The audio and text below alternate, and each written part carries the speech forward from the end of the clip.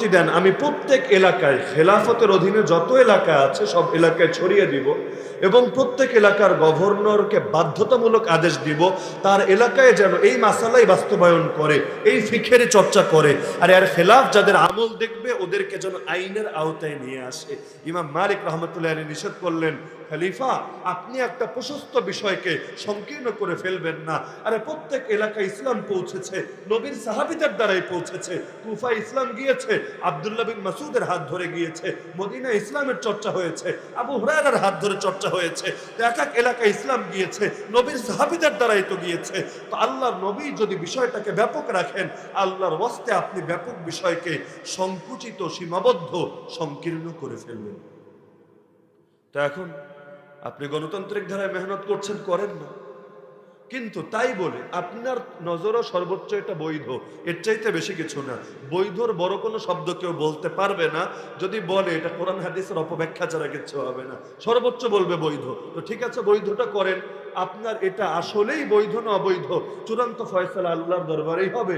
কিন্তু তাই বলে যারা এমন তরিকা প্রচার করছে যেটা কোরআন সুন্নায় বর্ণিত, যেটা হয়তো সুন্না না হলে ওয়াজিব বা ফরজ, আপনি তাদেরকে খারেজি বলতে পারেন না। আর যারা সেই তরিকায় মেহনত করছে তারাও আপনাকে মুরজিয়া বলতে পারে না।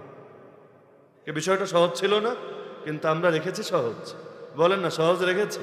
ভাগ করতে করতে এখন একজন কওমির হরে আর একজন কওমির লোকরাই গালি দেয়, অন্য লোক দূরের কথা, নিজেরাই নিজেদের গালি দেয়। তা আমরা তো বড় ক্ষুদ্র একটা অংশ, পুরো বাঙালি সবাই কি কওমি না? বলেন না?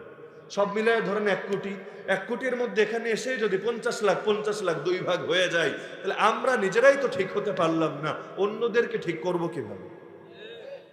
তো এরকম উদাহরণ দিতে চাইলে রাত শেষ হয়ে যাবে, উদাহরণ শেষ হবে না।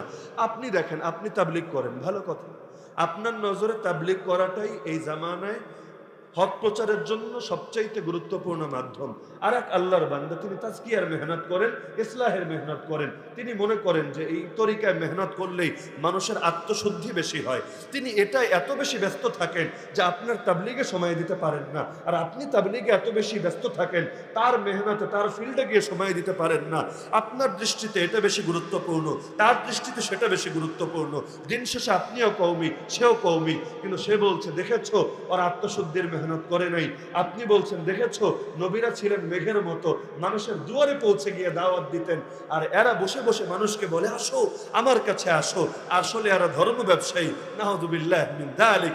উভয়ে মিলে হয়তো 1 কোটি হবেন না, কিন্তু এই যে 50 লাখ বিভক্ত হয়ে গেলেন, দিন শেষে এর ফায়দা আপনারা ভোগ করতে পারবেন না, ওরা ভোগ করবে।